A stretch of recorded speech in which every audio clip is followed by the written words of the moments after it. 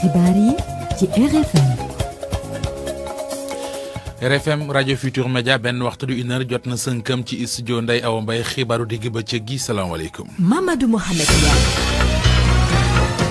accident bu am ca yoonu Linguère ba juróomi doomi aadama faatu ci ñeent ñi ci fisaase lañu faatu keneen ki ci faatu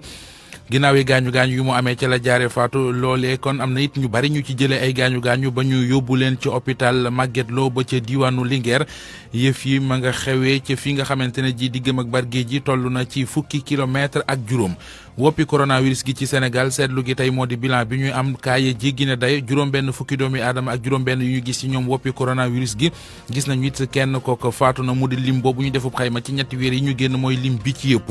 mbirum centre de redressement yu Serigne Modou Kara Mbacké yi ñi nga xamante ne ji ñoom la ca yoon am lanteel toll ci ñeent fukk ak ñett fanweer yi ak juróom-ñaar defeere nañu leen ca parquet tey jii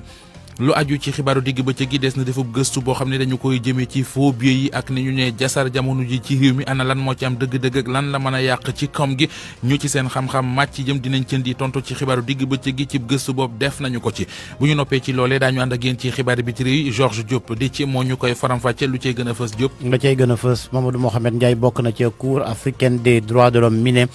coppite yi ñu indi ca constitution bu Bénin jaarut yoon ci ab arrêt la ko jaarale wax ko ne itam nañ delluwaat ca constitution bu atub 1990 laataa ñoo egg ci élection présidentielle bu déwén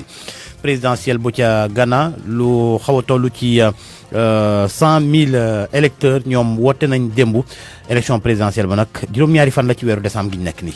ginnaaw bi réew tàggat yaram ñu ci ànd ak Cheikh Ahmed Tidiane Diagne luñ ci mën a jàpp. gannaaw bañ la fay Ndiaye football danañu ko daal di waxtaanee ak 5e journée Ligue des champions Manchester United ak Paris Saint-Germain moo di choc bi tey yii ci ngoon leneen li nga xam te ne dañ ko dëxañ ci xibaaru tàggat yaram yi moo di jaraaf bu Dakar nekk ci tiis ak génnub àdduna ki di Mohamed Mendy ñu gën ko xam ci turu Jean Mendy tey ji ci suba gi la di ngeen si dégg CDS ki di Léonard Diagne mi nga xam te ni moom moo di secrétaire général bu équipe bi la di jaraaf bu Dakar Renaissance sportive bu Yoff itam danañ ko daal di waxtaanee di club bu 3e division wala national 1 ñoom nag seen i ambition mooy fexe ba yéeg ci li nga xamante ne daal moo di 2e division wala Ligue 2 loolu yëpp incha allah seen président di ngeen ko ci dégg mu gën ko leeral.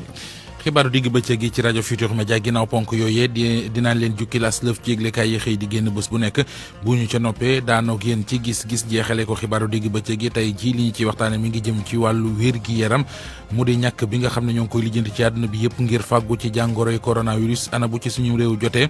nan la ko war a mën a doxale nan la mën a def bu ba jot ci ak it nees koy tànne loolee la ñuy waxtaane ak yéen ci gis-gis ci njeextal xabaar yi ci rajo Futur Média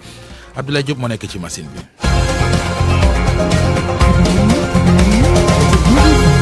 Mamadou Mohamed Ndiaye.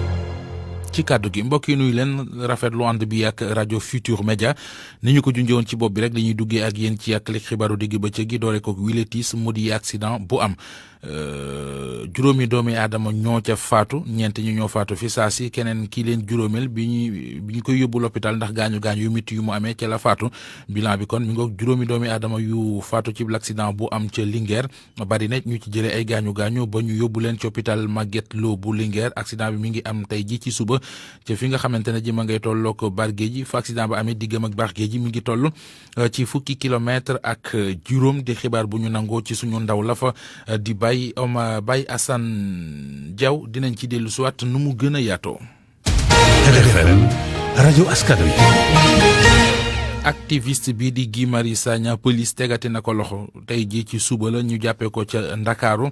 mu di ci centre ville ba da doon jéem a dem fi nga xamante ne ji moo di gouvernance ngir déposer fa ab lettre de protestation di bataaxalub ñaxtu àndoon nag ak juróomi maanaam ndawi juróomi kuréel gi nga xamante ne ji ñoom ñoo tënk lii di doy na yëfee doonoon ci teewaayu suñu ndaw lii di Nafissatou Sylla. ci ay booru 10h30 le Guy Marius Sagna ànd ak ñenn ñi nga xamante ne ñoo bokk ci juróomi collectif yi di dox ci place de l'indépendance ngir utali gouvernance waaye foofee la leen police fekk ngir gàntal seen yoon.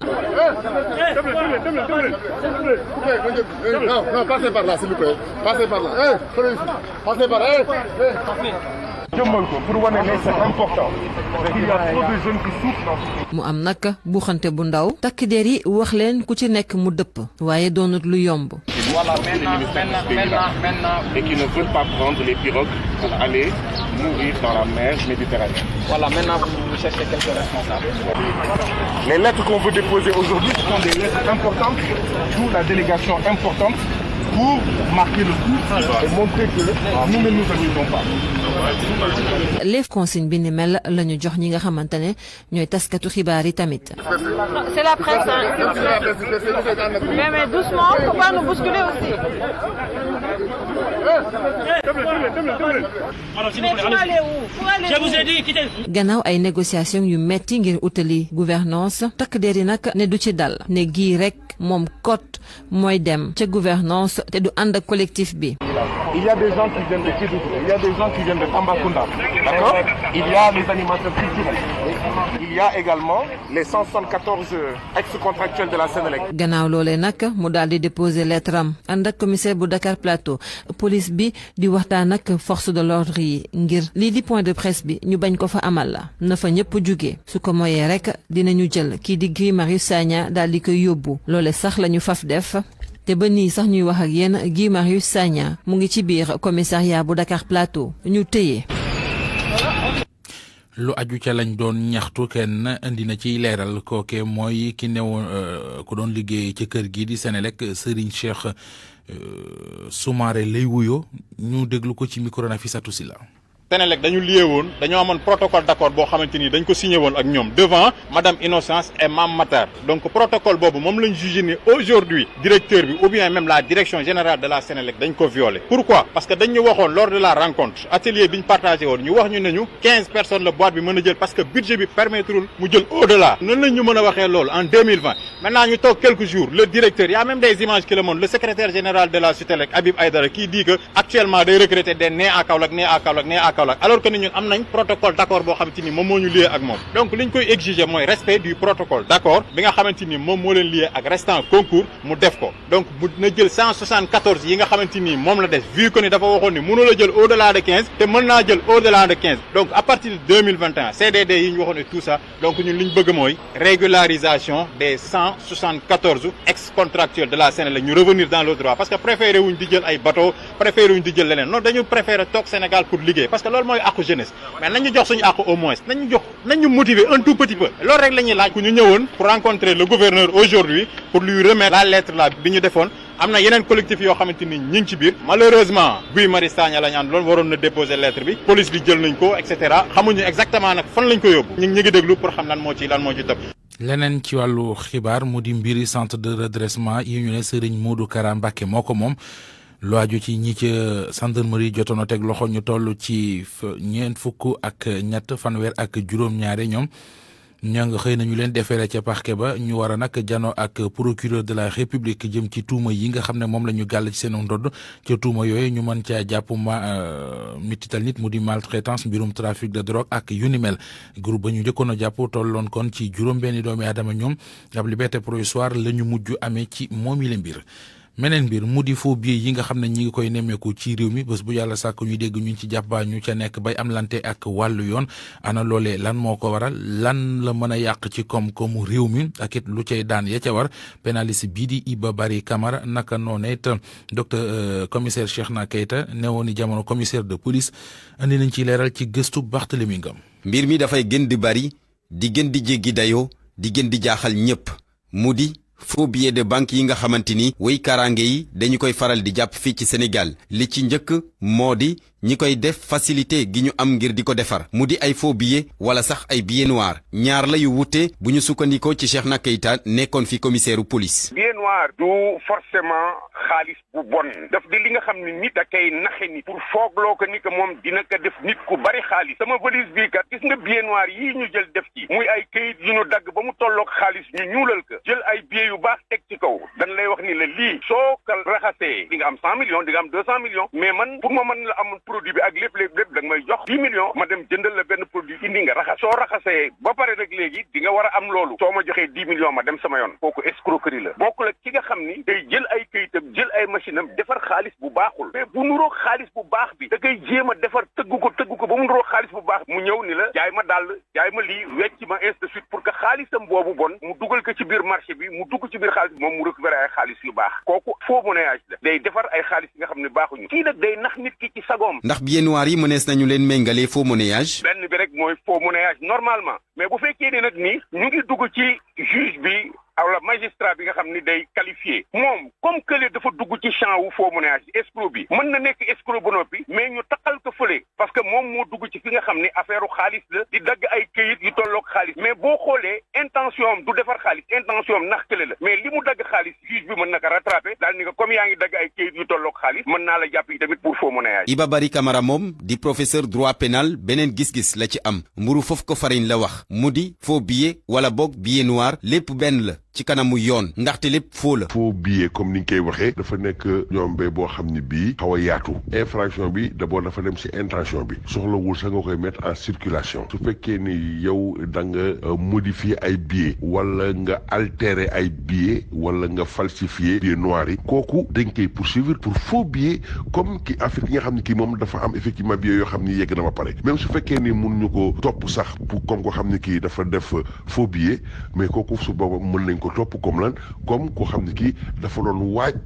pour effectivement defar ay faux billets. muy kiy defar faux billets wala kiy def billet noir ñoom ñëpp a bokk atte donte sax daan yi mën na wute. ki nga xam ki moom moo yor vrai faux billet ak ki nga xam ne kii billet noir boo xam ne dañ ko war a laver la am kooku ñoom ñëpp mën nañ leen poursuivre en fait ci chef d'accusation wu fausse monnaie et même suñu ñëwee xool li loi bi wax moo di que ni sanction bi tamit benn la moo di que ni ñoom ñëpp peine bi nga xam bi moom la ñu prévoir mooy peine 1 an ba 5 ans ak ay amende yoo xam ne yi de 2 millions jusqu'à 10 millions la. lii lépp nag wone ne code pénal bi lu leer la ci wax délit faux monnayage loi 84/11 bu ñeenti fan ci weeru janvier ci atum 1984 daf ko punir loi bi nee na képp koo xamante ni da ngay defar soppi wala yàq xaalis bi ñuy jëfandikoo moo xam fii ci Sénégal la wala ci bitim réew yoon dana dal sa kaw mën na am sax ki koy def ñu tëj ko kaso giiru dundam ba noppi nag amande ko gën gaa néew 20 millions ci sunu koppar waaye nag njàqare bi moo di ni yëf yi bare fii ci Sénégal ci fan yi xarala yu bees yi bokk na ci li ko mën a firndeel ak it bañ a jëfandikoo loi bi ni mu ko waxee teg faussaires yi daan yi nga xamante ni ñoom la ñu yellool ndaxte seetlu gi mooy ci lu ëpp ci bu ñu leen jàppee ay weer rek la ñuy def ñu bàyyi leen moo ne day faux monnayage mën na jural musiba koom-koomi réew mi li leer mooy autorité yi am nañu liggéey ak ni yëf yi wuley ñaay fii ci mim réew di Sénégal rawatina fii ci Ndakaaru saisi bi ci mujj barki Dembo Njaay la fii ci Gibraltar lu tolloog 2 milliards ci ay faux billets yu waroon a dugg ci marché bi la ñu nangu ndax loolu du musiba. Barthélemy Mbissane Ngam diwaanu Casamance ak ñetti ndaw yoo xam ne dañ leen fa enlevé woon ca diwaan bii di Boutouba Camaracounda ba léegi gisaguñu leen ñi leen tegoon loxo nee nañu ay nit la ñuy yooyu dañoo roon seen i ngàndaay ñuy joxtu seen bokk ci kuréel fipp gii di MFDC ba ñuy ci cong goo xam ne amaloon nañ ko ak ngànnaay yooye ba jotoon fa sax soqi ay bali fetal l'armée ba ca boobu la diwaan nag mi ngi wéyal seet gi ngir teggi gët ñetti ndaw ñooñu nga xamante ne ji enlevé nañ leen rajo Futur Média xibaaru digg bëccëg gi 13h13.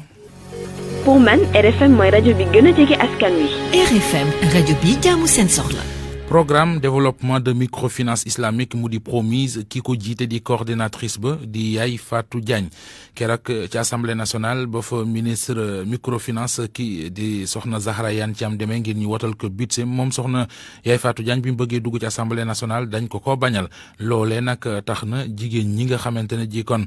ñoo bokk ci boobi les plateformes mu di kuréel googe di promise ñi ngi koy ñaawlu bu baax a baax gis nañ ñi ko def jubluwuñ ci dara lu dul bëgg koo tuutal waaye loolee moom tegewul ci yoon ci assemblée générale bu ñu doon amal ca la ñu yëkkatee yooyu le kàddu Ibrahima Diame. ginnaaw tàccu yi le maire bi jigéen yi ànd ak madame Yaay Fatou Diagne di coordonnatrice promise moom moo ci làqatu ñoom nag li ñuy ñaawlu moo di façon bi ñu tere seen njiit moomule mu dugg assemblée nationale te ñu jàpp ne kenn defu ko ku dul kii di ministre de la microfinance di Zahra Iyane Thiam ñu di koy mettit lu ba fu mettit lu yem. tey bésu naqarlu la bésu wone li nga xamante ni moom la ñuy sentir ci suñu dënn ndax lii nga xamante ni am na dox na diggante Yaay Fatou Diagne ak Zahra Thiam lu war a métti bépp jigéen la. nit boo matut kilifa rek yaay jéem a ridiculiser sa kilifa te loolu la Zahra def moo tax ñun ñu kaw jigéenu Kaolack yëpp en quelque sorte jigéenu Sénégal yëpp ñoo koy naqarlu kon looloo tax tey looloo waral tey suñu conférence de presse bi. ci biir salle bu fees dell la ñu defee seen assemblée générale pour ñaawlu li ni mel ndax ci seen gis-gis jàpp nañ ne lii toroxal weesu ko ci jamono ju nga xamante ni ñu ngi xeex lii di métital yi ñu def ci kaw jigéen yi. fu ne taxaw nañ fa xeex parité fu ne taxaw nañ fa défendre la promotion de la femme mais nous ne défendrons jamais la promotion de la médiocrité te lii muy def nii ce n'est rien d'autre que de la médiocrité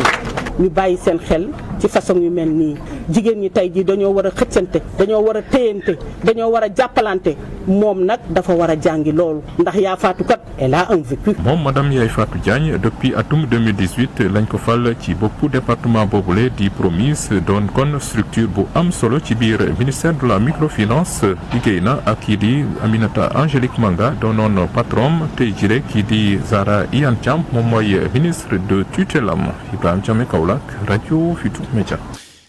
Ibrahima Diame des ci wàllu politique ak Mahmoud Saleh mi ñu fal mi ñu def kon directeur de cabinet bu président de la république am ñu jóg di ko ŋàññi ak di jébaane ndax ci seen gis-gis ñi koy def nag ci kujje politique gi la ñu fare ci seen gis-gis loolee dëppoowul ak li nga xam ne moom la loi bi wax ndax Mahmoud Saleh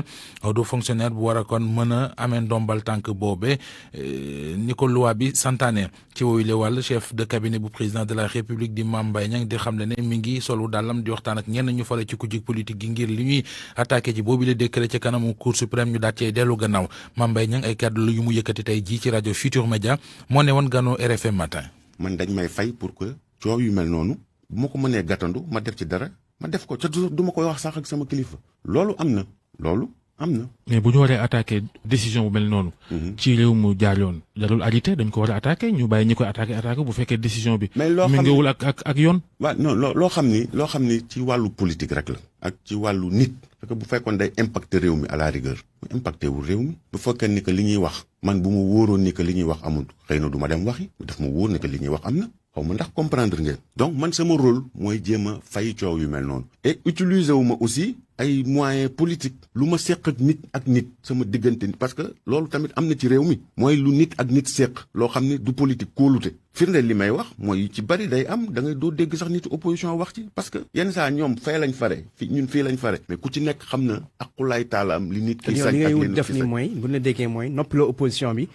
bu fekkee nu nekk nga ne da nga koy lijjante ak ñoom mooy bu ñu waxati noppalewu ma leen opposition nag il faut que ñu wax ñoom tam. lu jaarul yoon dañ ko war a wax. musuma leen tee bañ a wax. noppalewu ma leen aw ma darajay dem parce que ni ma amee conviction noonu la ñu amee conviction. est-ce que Macky Sall waroon na nommer Mahmoud Saleh directeur de cabinet bu fekkee njàng ma xam-xam may ko mu yegg foofu. est-ce que loolu du erreur. mais buñ ko waxee nag buñ ko waxee ni que njàng ma egg na foofu. mënu ko contrôler. déedéet defal gëstu ko. defal ndànk xaaral. président de la République état. defal ndànk renseignement yi ñu am ak renseignement généraux yi noonu. yooyu yëpp egg guñ ci loolu. mais dama ni nit man Mame Mbaye buñ ma dénkee tey buñ doon mettre en doute samay capacité intellectuelle ndax am naa diplôme contrôleur ndax am naa diplôme d'ingénieur technologue ma dem photo ko fii Sénégal ku fi jàng am na koo bokkal classe. pour man RFM mooy rajo bi gaaw ci xibaar yu wóor. RFM xibaar yu wóor te wóor. woppi coronavirus ji di Covid-19 ci Sénégal seetlu nañu ne bëccëgu tey gi bilan bi ñu am la ca am ne ay cas positif sakkan na juróom-benn fukki doomi aadama ak juróom-benn yooyu nemmeeku nañu ci ñoom jàngoro ji ci kon junni ak juróom fukki test ak ñett yu ñu def mu di lim boom daanaka ñetti weer yi ñu génn bi ñu ko dalee am ak léegi mooy bi ki gën a kawe woppi coronavirus ji Sénégal ak lim bi nga xamante ne ji kon am nañu ko tey ji di lool juróomi fan ci weeru sàttumbar ci lañu ko gëj a am loolee nag tax na kon ñuy xool daal nan la ñuy def ba lu aju ci moomile mbir ak taux beeg ni mu yegg ci 6,27%. am na it keneen koo xamante ne ji kon ñàkk na ci bakkanam ci bilan tey bile soxna Anna Rocha Lita Lopez Faye. ci diiru ko weeru novembre bi yëpp courbe épidémiologique bi daanaka dafa daloon suñu xel ndax ba ñaar fukki fan ak juróom ci weeru novembre li ëpp ci cas d'infection yi nga xamante ne moom la ñu nemmeeku ci diiru ko 24 heures mu ngi tollu woon ci ñaar fukk ak ñeenti cas loolee ñu ngi koy amee ci diggu weer gi di fukk ak ñeenti fan ci weeru novembre gi lay weesu ñaari yoon sax nag Sénégal daal dina nemmeeku ñetti cas Covid-19 yu positif dong muy ñetti fan ak juróom-ñeenti fan ci weeru novembre waaye nag li ñu seetlu moo di depuis benn semaine cas de contamination ñu ngi gën di yokk diggante ñaar fukki fan ak juróom jàpp ñaar fukki fan ak juróom benn ci weeru novembre daanaka cas d'infection yi dafa presque doublé jóge ci fukk ak juróom-ñeent dem ba fanweer ak ñett ñaari fan yu ci topp maanaam ñaar fukki fan ak juróom-ñett ci weeru novembre ministère de la santé daal di xamle ni jot na lim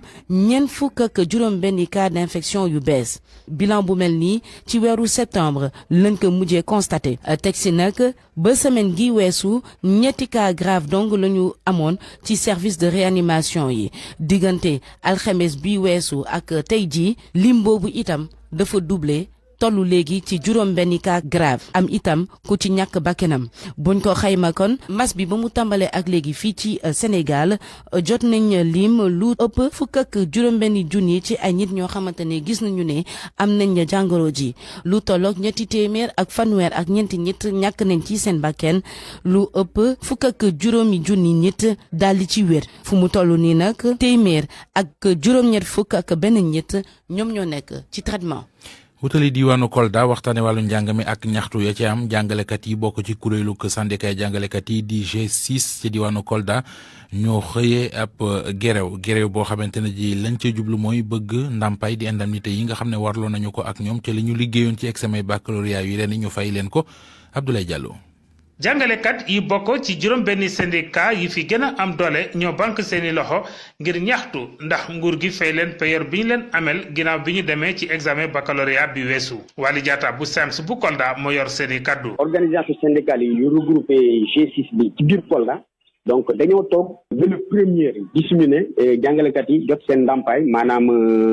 indemnité examen yi donc ci loolu parce que xam ngeen ne nguur gi ak syndicat d'enseignants yi dañoo signé bataaxal buy jox nguur gi ba le 30 novembre bu chaque année pour que mu fay ndàmpaay boobu bu ko fayal nag organisation syndicale yi dañu war a jël toutes leurs responsabilités donc tey jàngalekat bi mooy agent bi nga xam ne day dem mission bu ñëwee mu toog ay weeri weer te kenn du ko fay loolu lañ ne dafa doy. ñoo ngi xamle ne it bu dara soppeekuwul ci li ñuy joytu dinañu leen a gën a dégg. donc tey bu ñu toogee ba 18 heures gisuñu dara dugul ci compte gars yi jàngalekat yi donc dinañ jël suñu responsabilité ñu forcer le mot d'ordre maanaam ñu passer à la vitesse supérieure. jot na ngir ñu saafara bi la jafe-jafe laata ndongoy daara yi ñàkkoon ñaari weer ci seeni année scolaire bi woon daaw ngir mbas mi ñu bañ si tegati leneen ci wàllu ñàkk njàng. RFM Kolda Abdoulaye Diallo. RFM bitim réew. dellu daal laata Georges Déthié Diop maa ngi lay nuyu bu baax Georges. maa ngi lay fay Mamadou Mohamed. nañu ko door rek réewum Bénin cour africain des droits de l'homme mi ngi tuumal ay kilifa foofee ci ne daal lu aju ci constitution bu 1990 bi ak li ñu ca bind ñoom am na lu ñu ca salfaañe. waaw noonu la demee cour africaine des droits de l'homme dafa jàpp ne coppite ñu indi ci constitution ba ci atub 2019 tënkuwuñu ci charte africaine de la démocratie jëm itam ci élection gouvernance ak itam lépp lu jëm ci wàllu juboo maanaam consensus national ànd jàppandoo benn mbir cour bi yokk ci ne ñaari mbir yi mënoon tax nag ñu egg ci boobee consensus maanaam ñu jaarale ko ci waxtaan ak force vive dëkk ba yëpp ak itam wala bokk référendum loolee daal defuñ ko mujjee nag adopté li nga xamante ni moo di coppite yooyu ca constitution ba ci assemblée nationale bi nga xamante ne ñëpp daal Patrice Talon di njiitu réew ma moom la ñu faral ndax élection législative yi amoon ci atub 2019 ci weeru avril waa kujje ga bokkuñ ca woon loolee tax nag cour africaine des droits de l'homme ne nañu delloo ca constitution nañu dellu ci constitution bu atub 1990 laataa ñoo egg ci élection présidentielle bi ñu fas yéene amal foofu ca benn déwén cour bi nag ki ko saisiroon benn doomu bene la waaye kenn xamul wala kenn waxul ne kana. présidentielle ci réewum Ghana amal nañu démb li ñu naan vote anticipé yëf it jaar ca yoon. travailleurs yi nga xamante wala liggéeykat yi nga xamante ne ñoo fas yéene yëngu ci élection yi ñoom ñooñu la ñoo wote démb mu di militaires yeeg assesseurs yeeg naka noonu taskatu xibaar yi ñoom ñëpp nag wote nañ par vote par anticipé déposé seen i xob ci mbañ ci urne ya ñu ngi leen xayma sax ci 100,000 ñi voté ci wote boobu amoon démb élection présidentielle ba ca Ghana juróom-ñaari fan ci weeru décembre la fukki candidat ak ñaar ñooy jongante bokk ci président sortant bi di Nana Akufo-Addo ki mu fas yéene gën xëccool nag ci ñoo ñëpp moo di John Dramani Mahama nekkoon fi ay jamono njiitu réewu Ghana ci Uganda moom Bobi Wine nee na bàyyi na campagne électorale waaye taxul nag mu bàyyi li nga xamante ne moo di élection ba dana ca bokk nee woon na sax tey lay dem ca commission électorale ba ñaawlu doxalin bi am foofu ca dëkk ba ndax ab mitikam la ñu tasoon ay gaz lacrymogène lañ fa sànni woon ba tax sax ba ñeent ci ñi bokk ci équipe am bi jële woon ci ay gaañu boobu waaye nag ne day mujjee bàyyi campagne électorale ba ndax otuwuñ kaaraange ñi nga xamante ne ñoom la àndal ca Côte d'Ivoire moom staru zuglu yi di Yodé ak Siro jamono ji daal yoon bàyyi leen na gët li ko waral moo di dañuy ŋàññ njiitu réew mu Alassane Ouattara ak gouvernement naka noonu itam procureur ba di leen yekk lu mel ni xamee la ca mujjee rek moo di ca benn spectacle bi ñu amaloon loolee tax nag kilifa yi Côte d'Ivoire mere leen taxoon sax bu ñoom ñu seen wàllu bopp ñu woolu woon leen ca police. République démocratique du Congo lañ koy jeexalee Mamadou Mohamed Médecins sans frontières bàyyi na lépp lu jëm ci yëngu-yëngoom ci ñaari centre de santé ca Kimbi ak Barka ca Sud Kivu loolee li ko waral Hélène Van der Velder ne humanitaire yooyu daal dañ leen di indil ay jafe-jafe ay incidents yu bëri nga xamante ne day tegu ci seen i ndot loolee tax nag mënatuñoo yëngu seen i mission dañ koy taxawal mu di ñaareel bi yoon gannaaw bi ñu jëlee seen i liggéeykat ci weeru juillet gi ñu weesu ca dëkk bii di Fizi nekk ba léegi ci province Sud Kivu. maanaam seen xel moo dalatul ca liggéey ba xel dalatul mooy loolu. maa ngi lay gërëm bu baax a baax Georges Déthié Diop. RFM Sport.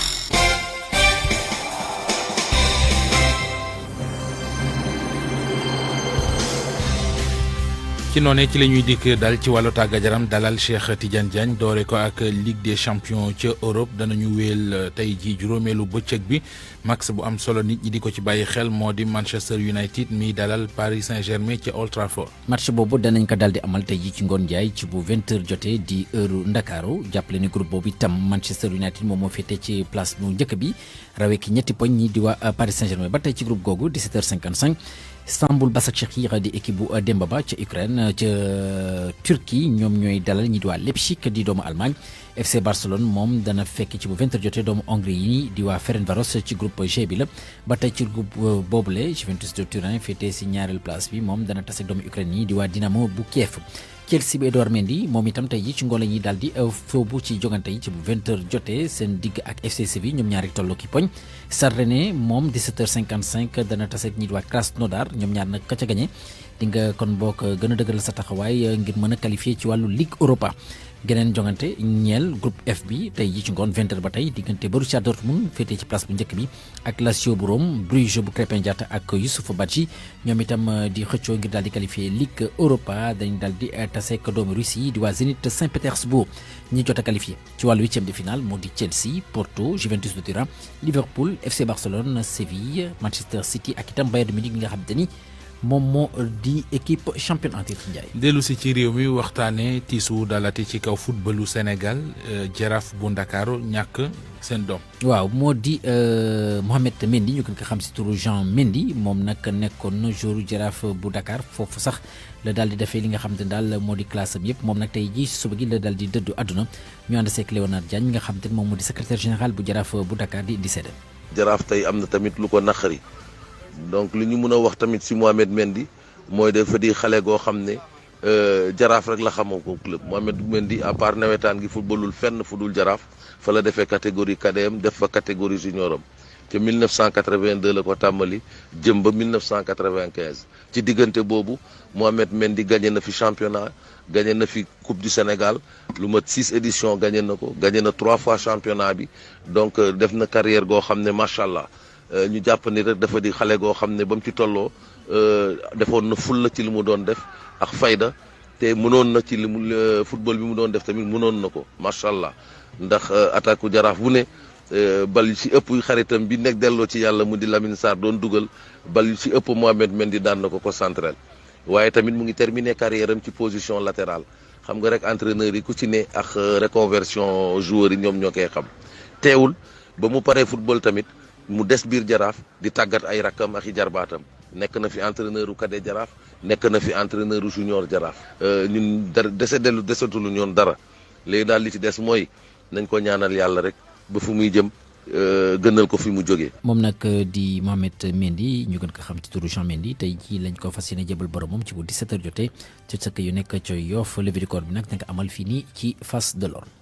waxtaanee renaissance sportive bu Yoff ñoom fa ñu fas yéene jëm di seeni ambition décliné nañ ko. waaw wax nañ ko ñoom jamono gi sax ci national 1 bi la ñu nekk maanaam mu di équivalent 3e division seen i gët nag ñu ngi ko teg ci 2e division wala Ligue 2 bi maanaam fexe ba monté ba tax ni fi mu toll nii lépp lu jëm ci wàllum moyen ci wàllum koppar wala sax ci ay nit yi nga xam te daal dañ siy dugal seen i loxo lépp yemb na ci kàddu seen njiit di Ndiambe Diop ñu déglu ko. si lu jëm suñu wàllu budget.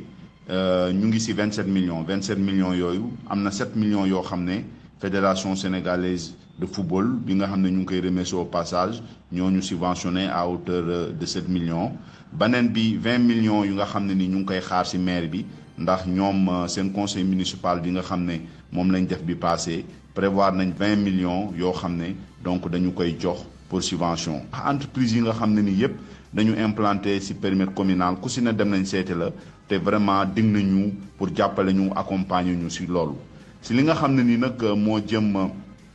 ci suñu objectif ren moom wax nañ ko ñëpp dégg nañ ko mooy yéegal équipe bi en Ligue 2 par rapport ak suñu préparation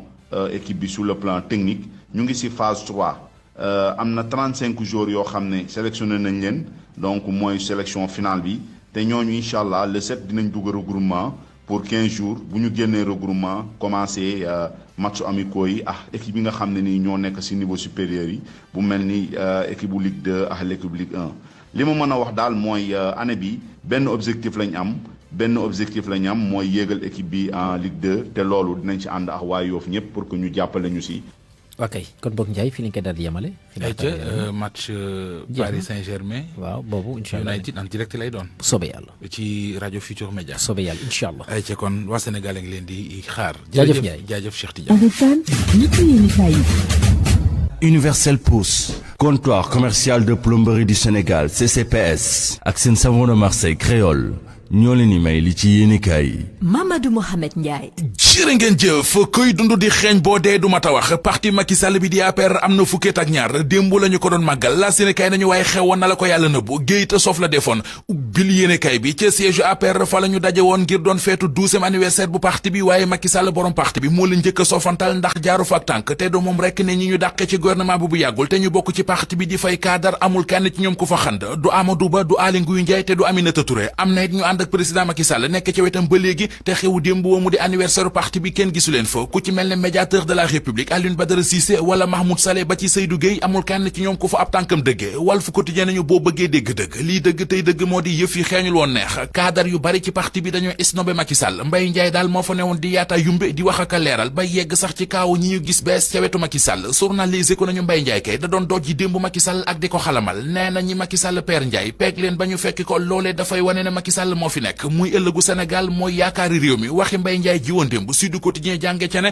Macky Sall dellu na féddale loxo bi mu tàllale ak woo gi muy woo nit ñi ngir ñu ñëw ànd ak moom naatal Sénégal fii ak 2035 journal bi boole ko kàdduy Mbaye Ndiaye yu koy firndeel journal L'Observateur xëy ñu baaxee li waral ba démb bi ñuy màggal 12e anniversaire bu APR ñu bari ci kàngami parti bi ne fa wëng xew wa kenn demu ca L'Obs dolli ñu ci ne parti bii di APR su dee mi ngi màggeet màggul ci ay at mbaa ci ak daal ne bari nañu nekk ci parti bi ñoo xam ne li ñu jàpp moo di APR ay xarit ak i copain ñoo ko akimoo ginnaawal militant yi fal allié yi fullal leen ba tax ñu fuuy ña ca des fuuyu nee na ñu it li taxaw ñu àndoon ak Macky Sall taxawal APR di ko jàppale loolee lépp Macky Sall trahir na ko Macky war na leen bu yàgg moom mi ñu ne moo leen war xëy na war xët mu njëkk Soleil national ay kaddu yu mu yëkkati jagleel ko militant yu APR yi moom la journal bi teg ci xëtamu njëkk nee na leen suñu parti di APR dafa war a defarwaat xoolaat toogaayam ci gàttal APR bu doon nit a ñu ne dafa soxla toilette borom toilette bu jekk bi di Serigne Modou Kara Mbacké Noreyni mi ngi ci xët mu njëkk Source A coowal centre de redressement yi ñu koy tudd ci réew mi la ñu journal bi xamal ne am na lu ca yees li ca yees moo di démb waa diiwaan amal nañu ab réunion ci njiital Serigne Ousmane Mbacké yéenekaay bi nañu moom Serigne Modou Kara am nay taalibeem yoo xam ne ba ñu demee démb gendarmerie doon seeti seen mbokki taalibe yi ñu fa tëy ba ñu demee ba yegg gendarmerie dañoo constitué wu ay prisonniers ngir jàppale seen naataango yi naataangob Source A di L'Observateur moom it ci centre de redressement yi ci la xëy xamal ñu ne ñeen fukki nit ak ñett yi gendarmerie jàppoon fanweer ak juróom-ñaar tey jii ci la ñu leen war a defeere ngir ñu dem janoo ji ak procureur bi leneen lu ci am te jara leeral L'Observateur nee nañu moo di ñoo ngi wax fukki doomi doomi aadama ak juróom-ñaar yu faatu ci centre de redressement yi mu di lool yéenekaay bi nee nañu yoon ma nga ca war koo leeral yoon di justice ca Mbour li mu doon àtte démb Libération nee nañu mbirum Mamadou Lamine Faye ci la bokk Mamadou Lamine Faye mooy waa ji jëloon doomam Duudu tolloon ci fukkat ak ñeent dugaloon ko ci gaal yi ngir mu dem Espagne ba ñu leen di àtte démb ci tribunalu Mbour ñett la ñu woon mu di moom Lamine Faye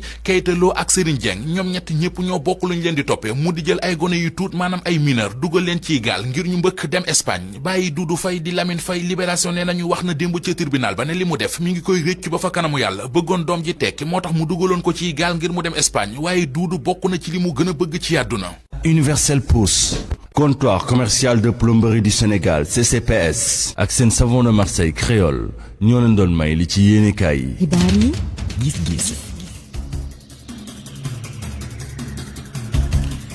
yegsi nañu ci ponk bu mujj bi ci xibaaru digg bëccëg gi mu di gis-gis tey ji wàllu wér-gu-yaram lañ ciy waxtaane ak vaccin bi nga xam ne moo di vaccin anti Covid 19 ana fan la ñu mën a jaar ba tànn ko nu ñu mën a def ba am ko buñ ko amee nees di doxalee séddale gi ba li ñu ci séentu mu di fàggu jëme ci coronavirus bi mu mën a am. ngir waxtaane loole ñoo ngi ci jokko bi ak docteur Mouhamadou Sow président bu commission qualité ordre des pharmaciens du Sénégal docteur maa ngi lay nuyu. maa ngi lay nuyu monsieur Ndiaye di nuyu auditeur RFM yëpp. jërëjëf beneen wàll it ñoo ngi ci ak beneen docteur mu di docteur El Hadji Mamadou Ndiaye directeur de la prévention ci ministère de la santé docteur El Hadji Mamadou Ndiaye maa ngi lay nuyu. maa ngi lay fay Mohamed di la nuyu di nuyu sa auditeur di nuyu docteur Sow également bi nekk ci ligne bi. jërëjëf moom lay dooree waxtaan wi docteur Sow ñoo ngi waxi vaccin anti Covid 19 laaj bi di tey buñ ci tolloon ban stratégie la ñu mën a jëfandikoo fii ci réew mi déjà ba tànn ko waaye ba am ko waaye ba fexe ba séddale gi mën a daj nees ko war a doxalee. jërëjëf Mohamed alors si stratégie bi moom maanaam pexe yi moom bariwul. fi mu toll nii ñun ni ñu toogee comme ñun dëkk boo xam ne bayuñu koom-koom maanaam ñaari stratégie laa gis benn bi mooy boo xam ne dañuy sukkandiku ci organisation yi am naa ni mu woon docteur Mamadou Ndiaye ma koy nuyu di ko sant di ko gërëm tamit ci liggéey bi muy def. c'est un excellent travail et même sama liggéey man au niveau de l'ordre des pharmaciens am na benn moment jàppale na ma ci. ku compétent la donc. mooy am na ñuy jàppale Sénégal comme ay Gavi ou OMS mais loolu dimbal la mais fi ñu toll nii pour man option bi gën a baax nag mooy que parce que dafa war a gaaw mooy mu def achat groupé loolu muy tekki mooy maanaam comme problème bi dafa jàmp te dafa yàq koom-koom bi nañu xool CEDEAO booloo wala Union africaine bi def commande donc bu ñu choisir par exemple ban vaccin la ñuy jël ñu ne dañuy jënd ci Pfizer wala jënd ci Moderna wala jënd AstraZeneca kooku bu ñëwee ñu ne ko par exemple 200 millions de doses pour africains yi su boobaa njëg li dina gën a wàññeeku mais aussi très rapidement dinañu am vaccin yi may wax ni fi ñu toll nii dafa am ay candidats yu bëri yu nekk ci au niveau du monde. am na ñaar ñoo xam ne mooy mën nañu tuddee bu Pfizer ak bu Moderna mais ñaar ñooñu njort naa ni te docteur Ndiaye na la ko présenté ñooñu moom mënuñu leen utiliser. ndax mënuñu leen a. utiliser biir Sénégal wala Afrique. lu tax ndax dafay waaw mais vaccin parce que vaccin yooyu pour ñu mën ko utiliser dafay laaj ñu denc ko ci ay. température yi quoi ay température yoo moins 80 degrés xam nga moins 80 degrés même ci biir xalaat sax mënoo ko xalaat. boobu vaccin Pfizer moins 80 70 80 boo jëlee vaccin Moderna moom moins 20 degrés la am na benn laboratoire AstraZeneca ñoom entre 2 et 8 degrés boobu moo gën a méngoog ñun. suñuy moyen de conservation yi ñu am fii ci dëkk bi mais tamit am na yeneen ñaar ñoo xam ne duñ leen wax lu bari mais defe naa tam jàpp naa ni ñun war nañ leen mën a gëstu xool leen ba xam prix yi ñuy wootee baax na mais aussi condition de conservation yi maanaam niñ ko mën a yóbbu ba ci village yi dina baax. mooy vaccin russe bi. ak vaccin également bu chinois bi. chinois yi la koy prédire donc ñooñu tamit war nañu xool ñaata la ñuy proposer mais également xool seen efficacité mais également xool ak effet secondaire defe naa bu ñu booloo rek jëndandoo ndax affaire yu njëkkante la aujourd'hui kañ la ñu war a commencer vacciner ñan la ñu war a vacciner est-ce que la ñu war a commencer par ñi nekk dans la santé ensuite ñu jaatal ko ci kër yi wala ci entreprise yi voilà yooyu yëpp ay stratégie yoo xam ne ko war a jël mais li ci jiitu mooy nañu def commande ferme génne xaalis jënd mu gaaw ñu mun a vacciner nit ñi dans la grande majorité. très bien jërëjëf ci leeral yi docteur Mouhamadou Sow maa ngi lay gërëm bu baax a baax docteur El Hadji Mamadou Ndiaye jéggalu ci xaar bi laaj bi moo di bu weesoo yi nga xamante ne docteur Mamadou Sow interpellé na la ci ngir bëgg nga di ci leeraange li ñëpp bëgg a xam mooy tey vaccin anti Covid bi ana tey Sénégal et Afrique de manière générale ban stratégie la ñu war a mën a teg d'abord ngir tànn ban vaccin dañu ciy jëfandikoo ak bu boobaa nu ñuy def ba jot ci ak it nu ñuy def ba mu jotee ci askan wi ndax yéen a ngi ciy bàyyi xel wala ndax am ngeen ay pexe.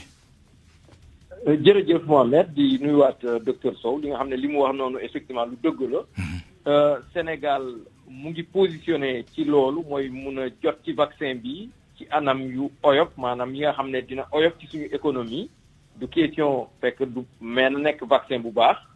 ñu nekk guñu pour l'instant tollaguñu ci discuter ci vaccin bi ak bi waaye nag ci suñu liggéey technique dañuy liggéey di déposer suñu bëgg-bëgg ci ban vaccin bi nga xam ne moo war a ñëw ci ñun yan anam la war a bindoo docteur am na lu mu ci wax ci ay vaccin candidat yu bëre mooy maanaam vaccin yu bëre mais am na yi nga xam ne xëy na peut-être que duñu mun a méngoo ak suñu système de santé ñun suñu vaccin bi dafa war a baax d'abord mais aussi fekk système de santé bi mun na ko dékku loolu moom ci loolu lañ nekk ci loolu la ñuy liggéey deuxièmement wax na ko aussi affaire groupée mooy maanaam que nit ñi dañoo war a booloo Sénégal dafa bokk ci benn initiative COVAX mooy que kuréel bi nga xam ne boobu am na réew yu bëre ñoo ci dugg pour saa bu vaccin amee ñu mun koo am ci njëgu yi nga xam ne dinañ ko mën a attan te loolu Sénégal dafa am ñu ko ci jàppale ku mel ni OMS UNICEF ku mel ni Gavi n'est-ce pas ku mel ni Union européenne ku mel ni également Banque mondiale mu ngi ci waaye nag ba tey li mu wax aussi lu am solo la réew africain yi plus ñuy regroupé wu mooy maanaam ñu booloo suñuy jënd lu bëri xëy na njëg ji dina gën a oyof parce que quel que soit alpha ñi lay jàppale dañ lay jàppale ci li ñu mun li si des yaa ko war a jënd donc loolu suñu réew yi war nañ ci groupé lu ci am solo mooy que Sénégal dina ci bokk ci ñi nga xam ne dinañ jot ci vaccin yi bu ci yàlla andee ci weer bi déjà ñu ngi ciy liggéey di defar suñuy këyit te ci agenda bi ñu yore mooy maanaam ci calendrier bi ñu yore war nañu mun a jot ci vaccin bi ci premier trimestre mooy maanaam côté mois de mars weeru mars fi ak ñetti weer daal bu ci yàlla andee war nañu vaccin yi njëkk a ñëw maanaam yi nga xam ne ñun ci yooyu la ñu miser war nañ ci jot ba mun a commencer ñàkk yi ni mu waree ci li ñu nattagum pour l'instant ak ci calendrier ni mu waree. waaye mais docteur doguma la mais fii ak mars déjà ñoo ngi gis cas coronavirus yi mu mel ne luy yokk ci réew mi bu ñu ko bëggee xaar fii ak mars du xaw a doy waar. waaw mais Mohamed xam nga aussi vaccin yi mooy vaccin yi nga xam ne li ñuy wax yépp vaccin yi ñu ngi koy liggéey te egguñu sax ci fi nga xam ne cappaandaw bi nga xam ne am nañ quitus bi ci war pour l'instant donc dafa am travail technique bi am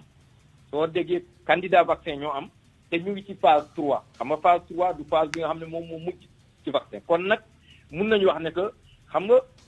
ci muñ lii ba pare li ñu muñ ba pare mun na tax ba ñu war a mun a muñ loolu parce que encore une fois ñi ngay gis yëpp ñuy wax dañoo annoncé rek vaccin yi pratiquement ñu ngi ci yoon bi waaye nag il faut que ñu xaarandi tuuti dara sotteegul daal waaw am na lu des daal sotti na sax Mohamed sotti na mais nag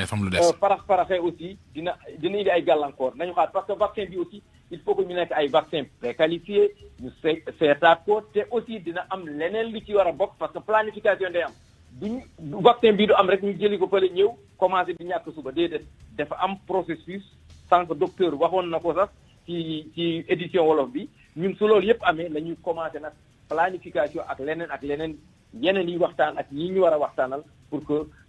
population bi jot ci anam yi ñu gën a bëgg daal. très bien jërëjëf docteur maa ngi lay gërëm bu baax a baax.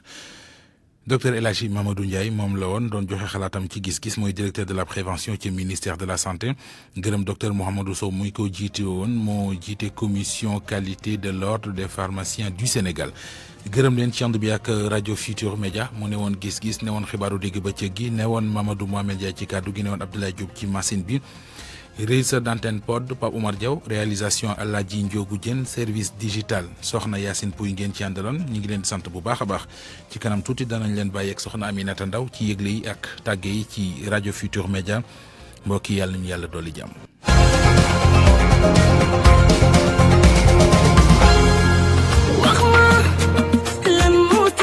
Universel Pousse yéen jigéen ñi yéen a ngi sol perruque fu ngeen toll yéen a ngi def closure